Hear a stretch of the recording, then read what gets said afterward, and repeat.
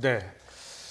네, 지금 보신 것처럼 이제 7시 20분 좀 넘었는데요. 개표가 시작이 됐습니다. 속속 들어오는 대로 속보로 계속 전해드리도록 하겠습니다. 계속해서 전문가와 함께 이야기 나눠보도록 하겠습니다. 네, 최창열 교수님. 네. 네, 조금 전에 이제 중원을 좀 분석을 해봤고요. 이번엔 좀 남부로 가보겠습니다. 부산 지역이요. 부산 지역도 이제 초미의 관심사였는데 네. 이번 출구조사 결과 어떻게 볼 수 있을까요? 현재 뭐 서병수 후보가 앞서는 걸로 지금 나와 있어요. 예측은 이렇게 돼 있는데 부산하고 이제 광주 얘기는 나중에 할지 모르겠는데 네. 이게 어쨌든 그 양당의 지금 텃밭이거든요. 지역적 기반이란 말이죠. 예. 그렇기 때문에 다른 지역하고 다른 관점 가지고 봐야 될 것 같거든요. 이 현재 이제 서병수 후보가 만약에 이긴다 하더라도 오거돈 후보와의 차이가 워낙 적기 때문에 3.6%포인트 차이입니다. 박빙을 일 거예요 아마. 물론 오거돈 후보가 이길 수도 있어요. 아직 우리가 뭐 전혀 단정질 수 없는 것인데 만약에 여기서 이제 부산은 계속 한 번도 새누리당이 뺏긴 적이 없잖아요. 한 번도 지금 다른 당에 준 적이 없어요. 야당에 현재 야당한테. 근데 만약에 서병수 후보가 이기더라도 이 정도 차이로 이긴다면요. 이거는 지역주의의 문제라든지 지역주의가 좀 완화될 수 있다라는 단초 같은 거를 발견할 수가 있고 예. 또 하나 설령 결과는 이 새누리당이 이긴다 하더라도 또 서병수 후보가 새누리당의 친박의 핵심이에요. 예. 사무총장까지 했던 분이고 하기 때문에 이 정도 오거돈 후보가 따라온다면요. 이거는 사실 여권 전체에 있어서 하나의 빨간불이다. 국민의 경고라고 받아들일 수가 있을 것 같고 예. 최근에 또 이 신공항과 관련해 가지고요. 부산 지역에 손을 들어준 그런 분위기가 강했어요. 새누리당이 이제 그 가덕도에다가 신공항을 만들겠다라는 이런 얘기가 좀 있었단 말이죠. 네. 그래서 이제 그 회의도 거기서 하지 않았습니까? 예. 그래서 지금 대구 쪽과 상당히 갈등이 빚었던 게 사실인데 그럼에도 불구하고 이제 지금 오거돈 후보가 이렇게 따라붙었다라는 게 그 부산 지역에서의 어떤 민심의 전환 같은 거 이런 걸 볼 수가 있다라는 겁니다. 일단 부산. 그렇군요. 예. 부산이 그런 의미가 있고요. 예. 대구도 지금 뭐 대구시장 선거가 당초에는 이제 새누리당 내에서 경선 과정서부터 네. 친박계 후보가 될 것이라고 예측했었는데 예. 친박계 후보가 아닌 친이계 후보인 권영진 후보가 됐고요. 또 김부겸 후보가 상당히 선전하고 있는 것으로 좀 전해지고 있거든요. 네. 이번 지금 출구조사 결과도 55%대 41% 정도로 나왔거든요. 어떤 의미가 있을까요, 장성 교수님? 글쎄요, 뭐 새정치민주연합에서는 아주 어려운 지역에 가서 40% 정도 얻었으면 사실은 뭐 선전한 거라고는 보지만 이 이상의 지금 지역주의가 저는 완화됐다고 보지는 않습니다. 예, 그렇군요. 왜냐하면 권영진 의원 정도는 새누리당을 어떤 상징할 수 있는 중도 소장파 아닙니까? 예. 그렇기 때문에 유권자들이 뭐 투표율도 그렇게 높지 않고 예. 그런 것을 봤을 때 조직 싸움에 그쳤지 않나 저는 그렇게 봅니다. 네. 지금 뭐 예. 개표 상황이 지금 속속 지금 전해지고 있는데요. 네. 이번에는 부산 지역 개표소 표정이 어떤지 좀 알아보도록 하겠습니다. 그렇습니다. 예. 선거운동 기간 내내 새누리당 후보도 무슨 후보가 치열한 접전을 펼쳤습니다. 조금 전에 전해드렸죠. 서병수 후보가 오거돈 후보를 아주 근소한 차로 앞서는 예. 것으로 조사가 됐는데요. 동래구 개표소에 취재기자 나가 있습니다. 네, 김종호 기자. 네, 개표 작업 시작됐습니까? 네, 이곳에서도 조금 전부터 투표함이 열려 본격적인 개표 작업이 시작됐습니다. 지금 제 뒤로 선거 사무원들이 각 투표 용지별로 분류하는 작업을 벌이고 있습니다. 지금 이곳에 모인 투표함은 모두 155개입니다. 부산 동래구 지역에서 62개 투표소에서 각 2개씩 해서 124개가 모였고 사전 투표함이 26개 그리고 우편 투표함이 5개가 모였습니다. 지금 이 부산 사직체육관 개표소와는 개표 사무원과 협조요원, 경비요원과 개표 참관인으로 북적이는 모습입니다. 이번 선거에서 부산은 과연 누가 시장이 되느냐에 관심이 모였습니다. 1995년 첫 선거에서부터 5차례 연속으로 그리고 보궐선거에서도 승리한 새누리당이 이번에도 승리를 가져갈지 아니면 시장 자리를 내주게 될지 주목됐습니다. 선거운동 기간 내내 접전을 펼치다 보니 누구도 쉽게 결과를 예측할 수 없었습니다. 조금 전 방송사 출구조사에서는 서병수 후보가 근소한 차이로 앞서는 것으로 나왔는데 오차범위 접전인 만큼 실제 결과가 주목됩니다. 이런 접전의 경우는 밤 11시가 넘어야 당선 윤곽을 알 수 있다는 게 선관위 관계자 설명입니다. 지금까지 부산에서 YTN 김종호입니다. 네, 계속해서 개표 결과 지금 저희 화면 하단에 나오고 있습니다. 네. 교육감 선거부터 시작해서 계속해서 개표가 되고 있죠. 경기교육감은 잠깐 보니까 이재정 후보가 약간 앞서고 있는 것으로 나타나고 있고요. 네, 아직은 뭐 개표 초반 상황이기 때문에 좀 더 지켜봐야 될 것 같습니다. 네, 계속해서 이야기 나눠보도록 하죠. 대구 말씀을 잠깐 좀 예. 드리면 김부겸 후보가 현재 41.5%, 권영주 후보가 55.6%에 상당한 차이가 나니까 아마 이대로 갈 가능성이 커 보이긴 합니다만 김부겸 후보가 뭐 진다 하더라도요. 예. 30%대로 지는지 아, 여기서 그게 관전 포인트였어요. 사실 대구에서 예. 김 후보가 얼마나 선전하냐. 사실은 김 후보가 뭐 앞설 수 있다라는 얘기도 많이 있었던 것도 사실이거든요. 41.5%가 나왔다면 현재 이걸 가지고 얘기를 한다면요. 이 자체는 대단히 큰 의미가 있는 거예요. 대구가 현재 박근혜 대통령의 고향 아닙니까 어쨌든 간에. 예. 그 박 대통령 만들어준 정치적 고향이거든요. 대구 그쪽이. 근데 여기서 김부겸 후보가 새정치민주연합 무소속도 아니었잖아요 지금. 네, 그래서 새정치민주연합으로 상당한 후보로 의미가 있는 거예요. 나왔고요. 40% 이상이 지난 됐다는 총선 거. 때도 예. 사실은 40% 가까이 득표를 했습니다. 그렇죠. 예. 근데 40%가 일단 넘었다면은 그 자체로 의미가 있다고 보여지는 거죠. 예. 저도 부산을 좀 말씀을 드려보면 예, 예. 부산 선거 직전에 보면 새누리당이 38.5%고 새정치가 11.2% 정당 지지율을 가졌기 때문에 김영춘 후보가 사퇴를 하고 오거돈 후보가 무소속으로 나왔지 않았습니까? 예. 이것은 어떤 편법이죠. 이런 정당 정치가 우선돼야 될 이 시점에서 무소속이 당선이 된다는 것은 유권자들이 잘못하는 거라고 저는 봅니다. 정당 네. 정치가 우선이고 정당이 후보로 나와야지 정당하게 새정치민주연합은 뒤로 숨고 무소속으로 나와서 승부를 본다는 것은 이길 수가 없는 게임이라고 저는 봅니다. 새정치민도 국민이 선택하는 데에서는 국민이 주인인데요. 네. 국민이 원하는 사람 뽑는 건 너무 당연한 거죠. 어려운 예. 말이고 유권자의 선택이 민주주의. 유권자가 잘못된 게 아니고 그렇게 말씀하셨잖아요 지금. 유권자가 잘못된 게 아니고 무소속으로 나오고 정당 후보가 뒤로 숨는 이런 행태는 잘못됐다고 하는 거죠. 예. 네. 자, 지금 부산시장 선거도 그렇고요. 무소속 돌풍 일단 가장 큰 관심이었고요. 광주시장 선거도 무소속 돌풍이 예측이 됐었는데 지금 광주시장 선거 같은 경우에는 윤장현 후보가 출구조사 결과 크게 앞서는 것으로 많이 나왔어요. 앞서고 예. 있어요 지금. 예. 여론조사보다 상당히 격차가 많이 좀 격차가 벌어지는 것 벌어졌죠. 같아요. 그러니까 예. 광주라든지 부산 이런 지역은요 역시 지역주의가 견고한 겁니다. 강고한 겁니다. 단지 그 지역주의가 얼마나 완화되느냐를 가지고 우리가 이제 그 프로테이지를 보는 거거든요. 예, 예, 예. 특히 새정치연합의 그 윤장현 후보가 굉장히 논란이 많이 됐지 않았어요. 전략공천 문제 때문에. 그래서 안철수 대표의 향후 정치 행보, 정치적 거치와도 관련해서 많이 봤고. 예. 근데 어쨌든 간에 대개 다른 지역보다는 특히 호남 지역이 유권자들이 예. 전략적 선택을 많이 하는 지역으로 알려져 있어요. 전략적 투표라고 그러죠. 그러니까 다시 말하면 차기의 대권까지 바라보는. 예. 그래서 내가 지지하지 않더라도 상대방을 떨어뜨리기 위한 선거 이런 걸 많이 한다는 거거든요. 예. 그러니까 노무현 후보 같은 경우도 그런 경우에 해당되고 그랬습니다. 그런 예. 면에서 여기 새정치연합에 주는 어떤 그 지역적인 지지 이런 것들이 확실히 나타난 적이 광주다. 이게 부산하고 좀 다른 거라고 보여지는 거예요. 같이 이쪽은 광주에서는 새정치연합이 되고 이제 부산은 새누리당이 된다 하더라도 의미는 상당히 다르다고 보여지는 거죠. 그렇군요. 저는 예. 뭐 그 부산과 똑같이 이 광주도 윤장현 후보가 되는 것은 저는 당연하다고 봅니다. 예. 정통적인 정당의 후보로 공천을 했고 전략 공천이고 뭐 하여튼 했지만 예. 그런 비판은 받을 수 있겠지만 정당의 후보가 되는 것은 저는 당연하다고 봅니다. 예. 예. 제주로 가보면요. 원희룡 후보가 이제 세대 교체 바람을 이제 내세우면서 인기몰이를 했었는데요. 지금 출구조사 결과를 보면은 원희룡 후보가 61.2%입니다. 상당히 좀 높게 상당히 나왔습니다. 차이가 나는 거니까 거의 예. 뒤집어질 확률은 거의 없어 보입니다. 예. 근데 이 제주 같은 경우는 뭐 계속 원희룡 후보 쪽에 우세를 많이 점쳤어요, 사실은. 예. 그래서 이 부분은 크게 그 무슨 논란의 여지는 없는 것 같고 어떤 논의의 네. 대상은 잘안 되는 원희룡 것 후보 같은데. 개인에 대해서는 어떤 원희룡 의미가 후보는 있을까요? 어쨌든 새누리당 내에서 뭐 남원정 얘기 많이 하지 않았어요. 남경필, 원희룡, 정병국 예. 얘기 많이 했었는데 어떤 개혁적인 이미지 많이 가지고 있어요. 원희룡 후보가. 그리고 또 어쨌든 이번에 새로 차세대 주자의 이미지도 많이 가지고 있죠. 예. 나이도 예. 젊고. 그래서 그런 면이 많이 반영됐다고 보여지고 신공 후보는 많이 했었잖아요. 그래서 여러 번 했어요. 제주지사를. 그래서 바꾸자 이런 그 심령도 많이 작동된 예. 거 아니냐 이런 생각이 들어요. 이 원희룡 후보 경우를 보면 이번 지방선거를 앞두고 새누리당 내 권력 분점을 제가 그 상황을 이렇게 분석을 해보면 친박계 측은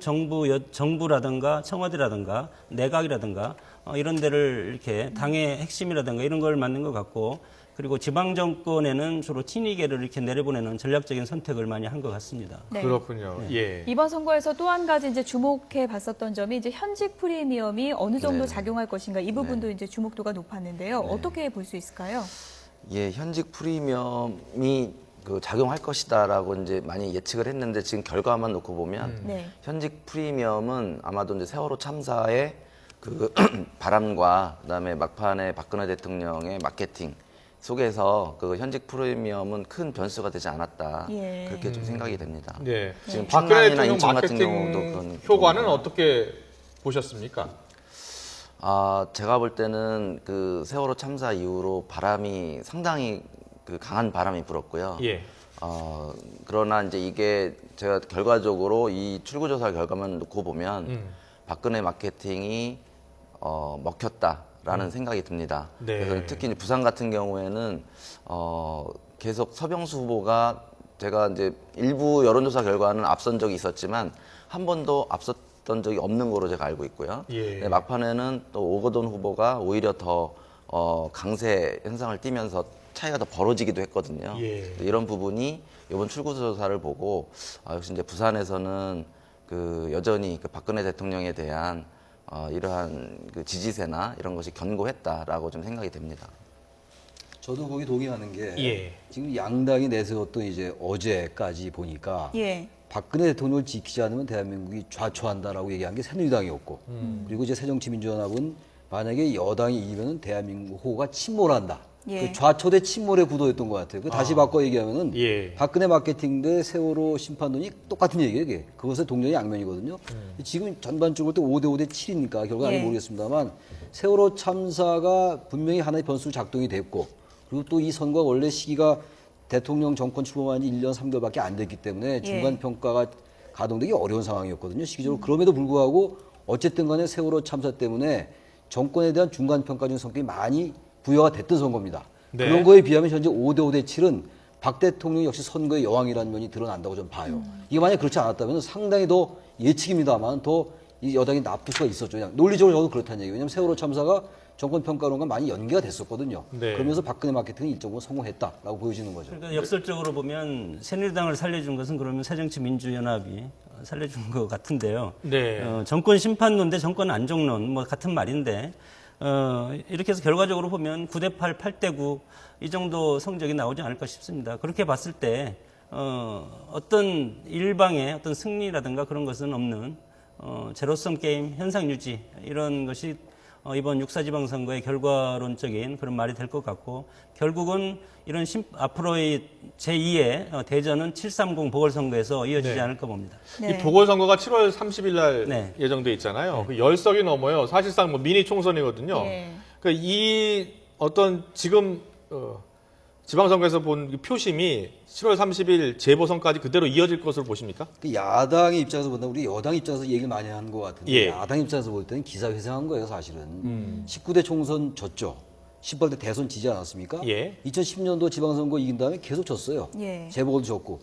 오로지 사실 야당은 좀 극단적으로 얘기를 하면요. 야당에 대해서 따끔한 얘기를 들릴지 모르겠는데 사실 세월호 참사가 아니었으면 야당은 완패했을 가능성이 높다고 저는 봐요 사실은. 예. 세월호 참사가 터지면서 국민들이 어쨌든 이게 뭔가 바뀌어야 되는 게 아니냐. 이게 현재 정권에 대한 심판론도 작동이 됐지만 대한민국이 여태까지 압수성장이나 여러 가지 인간이나 자본, 인간과 인권보다는 자본을 우선했다. 이런 것들 바뀌어야 되자는 인식이 많이 작동이 됐어요. 그러면서 볼 때 야당은 이 정도 성적이 나온 거는 야당이 잘해서가 아닙니다. 세월호 참사 때문에 그런 건데 다시 그 질문에 대한 답변인데요. 7월 30일에 얼마 안 남았어요, 지금. 그리고 지금 최소 12곳입니다, 지금. 재보궐선거가. 예. 이미 12곳, 그 다음에 최대 16곳까지 할 수가 있는 거니까 정말 민심의 바로미터가 730 재보선이에요. 예. 근데 야당이 만약에 결과가 어떻게 나올지 모르지만 아까 우리 장 교수 말씀처럼 완승완패는 아닌 것 같아요. 단지 상대적으로 비교할 때 어디가 졌다 이겼다 얘기할 수 있다 하더라도 예. 단순 물리적으로 비교한다면 거의 비슷하게 갈 것 같아요. 예. 그렇다면 야당이 여전히 자신들이 이렇게 비슷한 결과 얻은 걸 가지고 자신들이 잘했다고 생각하면 큰 오산이다. 그럼 정말 730에서 상당한 국민의 심판에 직면할 거라는 생각을 하게 되는 거죠. 예. 사실은 예. 야당이 이번에 압승을 해야 되는 거죠. 이런 상황이면 새누리당은 완전히 무장해제하지 않았습니까? 예. 눈물로 소소하고 그런데 결국은 보면은 5대5 정도로 간다는 것은 새누리당이 어떻게 보면은 이기지는 않았지만 선방했다. 저는 그렇게 보고 이 여파가 앞으로 정부 여당의 뭐 총리라든가 장관 개각 인적 쇄신 이거 730 그 틈에 있기 때문에 여당의 기회가 될 수 있다고 네. 봅니다. 최 교수님, 네. 이번 선거 결과 성적표를 받아들고 이제 여야 지도부 좀 운명도 엇갈릴 수 아, 있을 것 그럼요. 당연히 같은데요. 그렇죠. 어떻게 볼 수 있을까요? 아직 승패를 우리가 어떻게 예. 해석하냐에 따라 다르겠지만 현재 그래서 얘기하기 쉽지 않아요. 예. 어떤 기준에 의해서 이게 여당이 이겼다, 여당이 졌다고 얘기할 것이냐도 각자 다를 겁니다 아마. 근데 분명한 것은 현재 이 상태로 계속 나오면요.